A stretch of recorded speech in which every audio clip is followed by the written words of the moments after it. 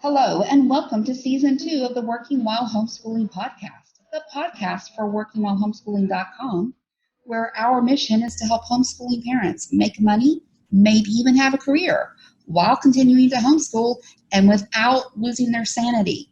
My name is Julie, and I'm your host and resident career coach today.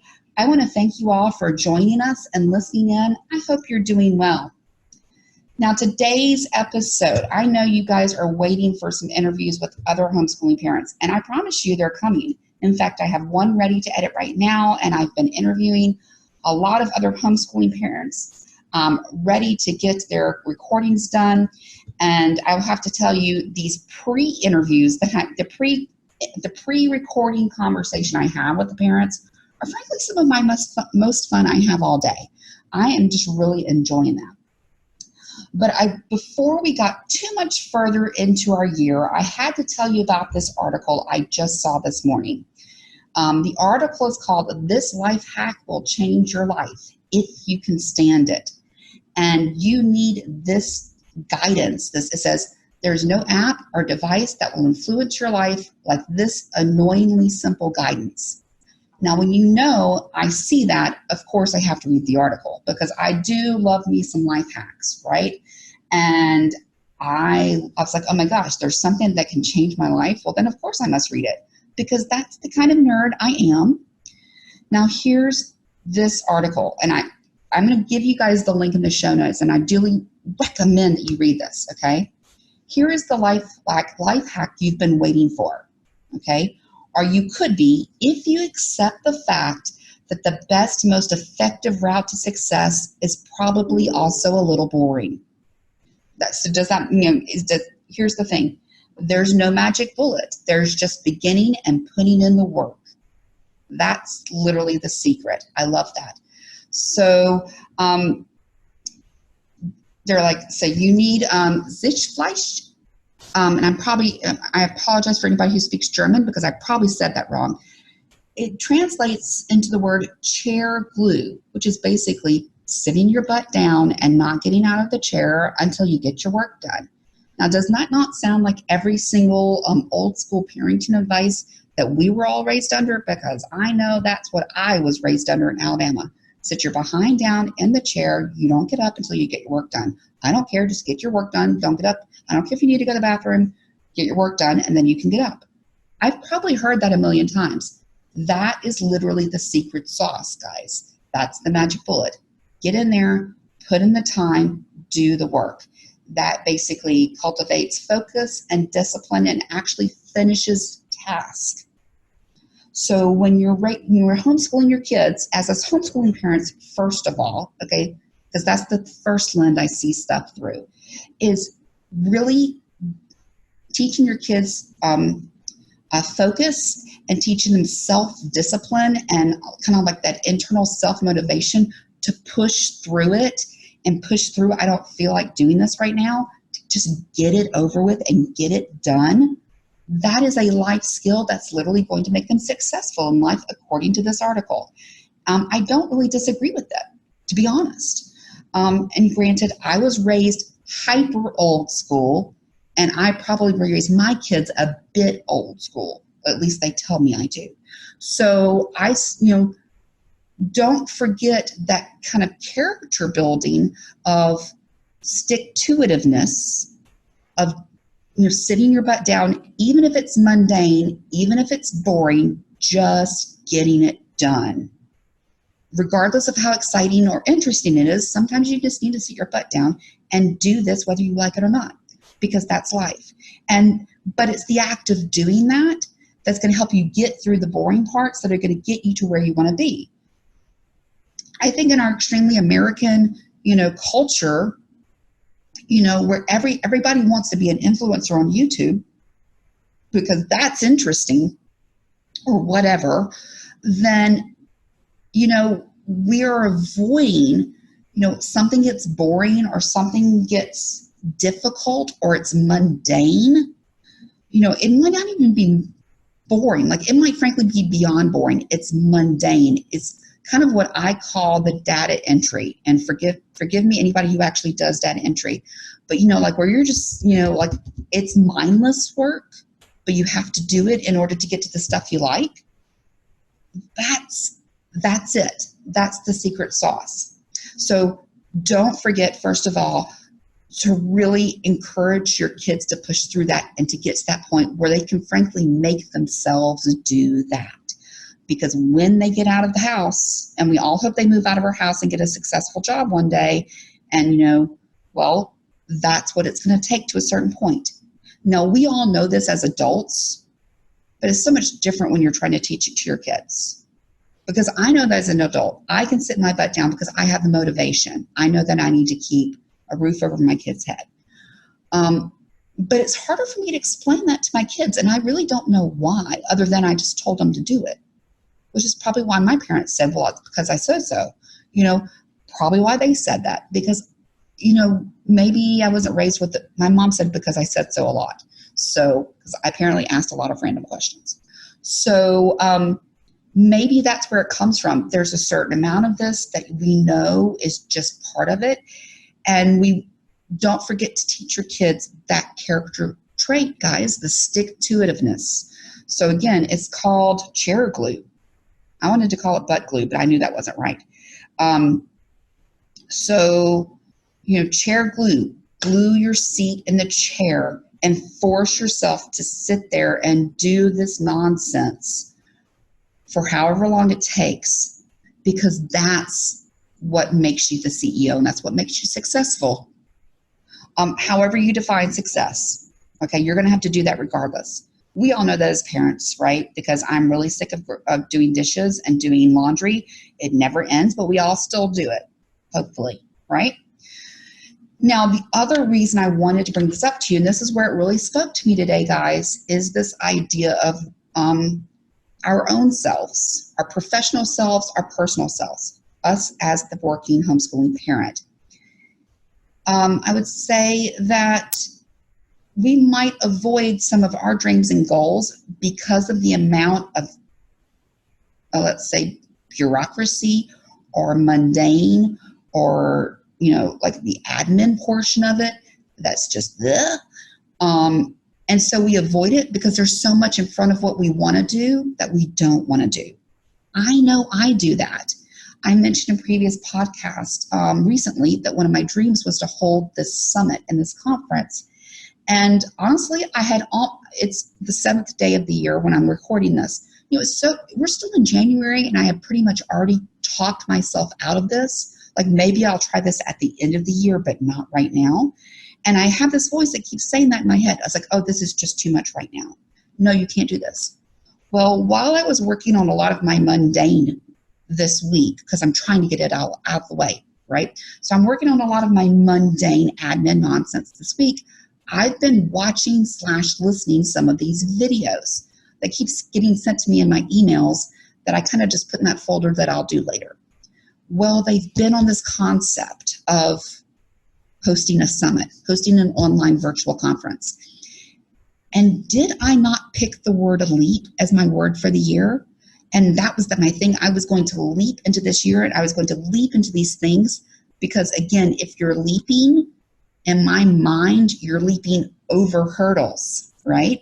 You're leaping over anything that might be trying to keep you behind. You're not walking through it. You're not pushing through it. I'm not forcing my way through it. I'm literally leaping into my year. So why am I holding my own self back and not leaping into this idea of the summit? Why am I literally telling myself, well, I'll do it later?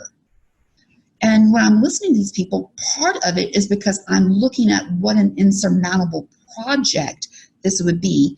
And let's face it, I got to come up with a website, and there's probably a lot of mundane admin of reaching out to speakers and calling people and trying to get sponsors and all of this mundanity that's built into that. None of that is the fun stuff to me, right?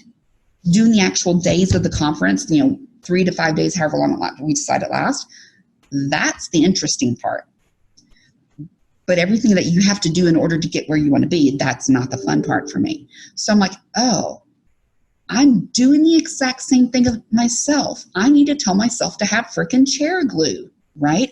I need to leap into my year because this is my year to leap. And what am I doing? but avoiding leaping. So I had this little preach at myself moment today because I read this article. And it was because to be successful, you need to sit your behind down in the chair, glue your behind to the seat, and get the work done. To get things done, you just have to do the work. That's it. That's literally what this article says. So as an example, it's like, how do you cultivate the focus and discipline to finish a task? You continually do the dull stuff. You do it until you're completely used to it and it becomes a habit. All right? So again, one of my goals last year and this year was to write my books. And I know a lot of it was because I frankly started a book and then I started to avoid it. And then I started to put it off and deal with other things. And then I kind of got stuck because I've been out of it for a while. And so I've created a new project. So did I finish my first project? No. But really, it's the habits that we need to learn. So if your goal and your dream is to be a writer, and I've heard this from many different writers, guys, so this is not just one person saying this, but they say if you want to be a writer, you need to write every single day. You almost need to do it on a schedule. There are several writers that I love to read that I've read them talking about their process, and they're literally like, I have an appointment with myself. I start work every day at this time. Now, some of them say I write for this many hours. I sit there and it might be all garbage and I might throw it all away, but I sat there and wrote for 8 hours a day or whatever. I've seen other writers that say I write this many words per day, period. I write this many words per day. And so it might take me 2 hours, it might take me 10, but I'm going to write that many words per day. So there's a different, people look at it different ways, but every single one of them that I've read says, I sit down at my desk and I sit down at the exact same time. I have a scheduled appointment and I write every day, whether it's garbage or not. One writer that I like, she writes the Outlander series.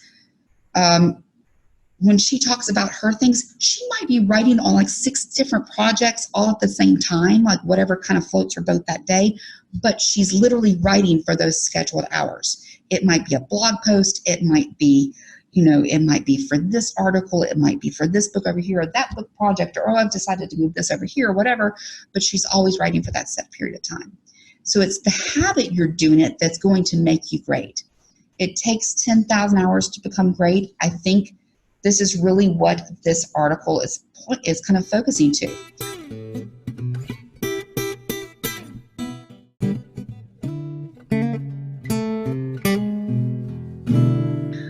So, moral of the story. I want you to go back to your dreams. Okay, we're probably mid-January by the time you're hearing this podcast, or by the time this podcast is being published. I want you to go back to your dreams that you had at the very first of this year. Okay, the ones you have already set aside, are the ones that you've already talked yourself out of, are the ones that you've told yourself were far too big a project, or the ones that you started and that you've already given up on, and it's only the mid-January, right? And I want you to write this word on your forehead or on your bathroom mirror or all over your desk for this year. And it's chair glue. And I'm going to spell it for you if you want the German version. Let me pull it back up here so I can make sure I'm saying it right. This is how you spell it. Sitzfleisch,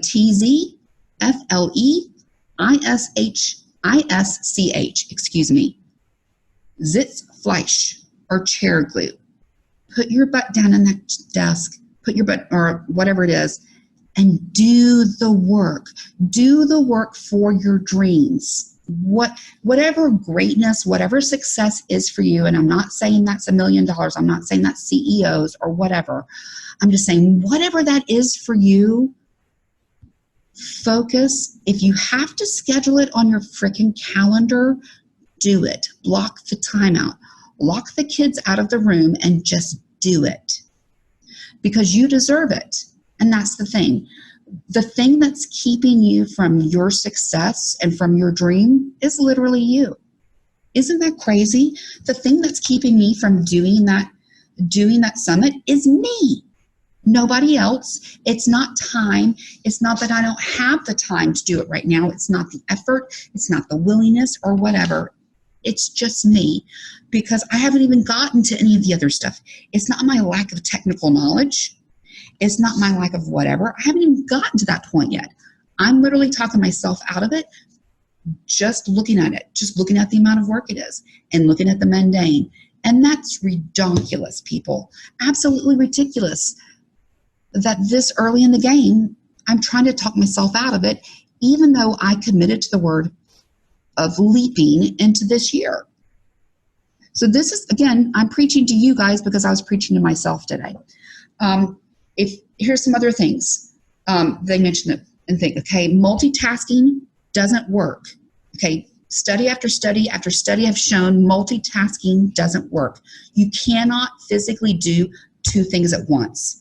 If you're doing two things at once or more things at once, you're all doing them halfway and you're not doing any one thing well. Okay, so instead of multitasking, push everything else to the side, put your little blinders on and focus on one thing until that is done, and just force yourself through it.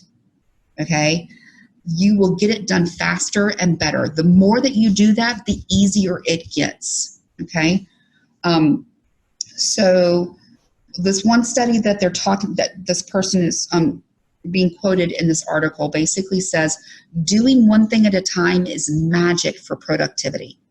Okay, so first of all, that thing, that dream that you're already avoiding and it's only mid-January, do it.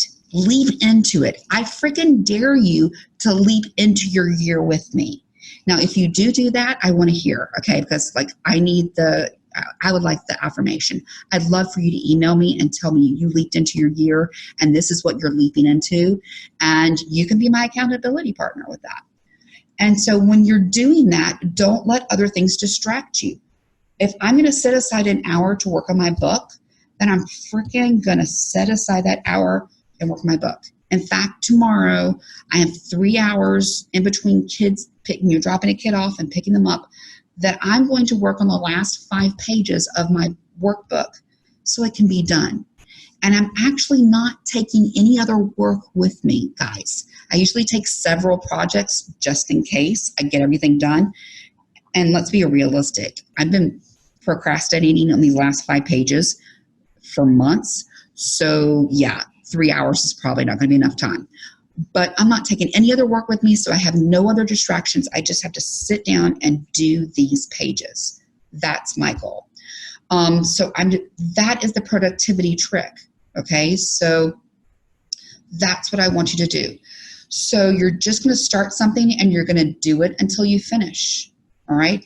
You're going to start a portion. You're going to commit to doing a certain amount each day, whether that's for an hour. If you're committing to working out because you want to get healthy and lose weight, as we all need to, or do whatever, then you do it with abandon and you do it leaping without looking where you're going. Okay, so if I'm committing, I'm going to work out for 30 minutes a day and I'm going to drink 3 cups of water and I'm going to blah, blah, blah. Well, you know what I need to do? First of all, I'm going to make sure the water cup that I want to use is clean and set out and ready for me to go, that my gym clothes are ready for me to go. And I go to the gym every day at the exact same time, not just when I have time, because we all know that never happens, right? Block time out from your calendar. Don't multitask, okay? Single task it for that period of time. If something random stray thought comes into your head, write it down so you don't forget it, because otherwise you feel guilty, and then block it out too, okay? And then just almost put your head down and do the work until you can just get this one thing done. You can't wait until you have time. You can't wait until you're inspired. You can't wait for everything to be perfect or for the perfect situation, because that will never happen. Nothing will ever be perfect. I can wait until the end of the year to do this, summit, the virtual summit. But then it's the end of the year and everything's blowing up and I don't have time to do it. And well, then I push it off again. Do you see how that happens? Because that's what I did to myself last year. It's like, I'll wait till after my move. It's not good to do it before my move. And I don't really know enough right now anyway. So I'll study about it, then I'll wait till after my move. And then I moved here and I was like, you know what? I don't feel ready for it. I don't think I know enough. You know what? I'll put that off till next year. There's so much going on right now. I'll put it off to next year. Well, guess what? Now's the year. And to forget all of that, I'm leaping in, guys. I'm leaping in. Both the 3 different sessions, videos, and trainings that I've been listening to so far about the summit says that, you can do a summit in 90 days. The last 90 days actually being the actual summit and the producing of the summit, where you're marketing and all of that. So that's 60 days of prep. To be honest, that feels overwhelming for me. I think that's maybe pretty intensive on my schedule. But I could see myself doing 90 days of prep, so maybe stretch it to 120 days.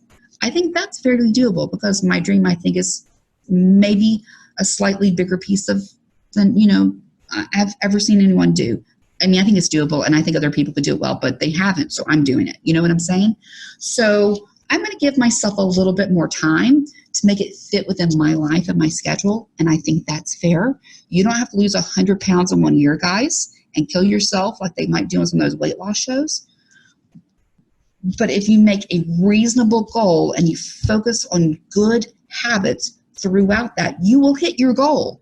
That's just what it is. Think about it. Whatever that goal is, pick reasonable, healthy, fits within your life habits, and then you make those habits actually become a habit, and boom, you've hit your goal. Think about weight loss. The first thing they tell you is 1 to 2 pounds a week is healthy, okay? So in 52 weeks, let's say I wanted to lose 20 pounds, okay? That's like I lose 1 pound every other week. That's reasonable. And then even if you said you wanted to lose 50 pounds and that's 1 pound a week, that's still, it's a stretch, but it's doable. Do you hear, reasonably healthy and doable. And so to do that, I'm going to institute these 3 habits in my life. So that's reasonable and doable. But literally, what's keeping you from your ultimate goal and from your ultimate success and your ultimate dream is 2 things. One, it's that little naggy voice in your head that's telling you can't do it. And 2, is not having chair glue. Is not putting your behind in the seat, whatever that proverbially means for your goal, and just doing the work. That's it. So I had to share that with you guys today, because I had that moment myself, and I was like, I have to tell somebody. Well, who else am I going to tell but my lovely podcast family? So as we wrap up our episode today, I want to thank you all for listening in and being patient with me through all of this.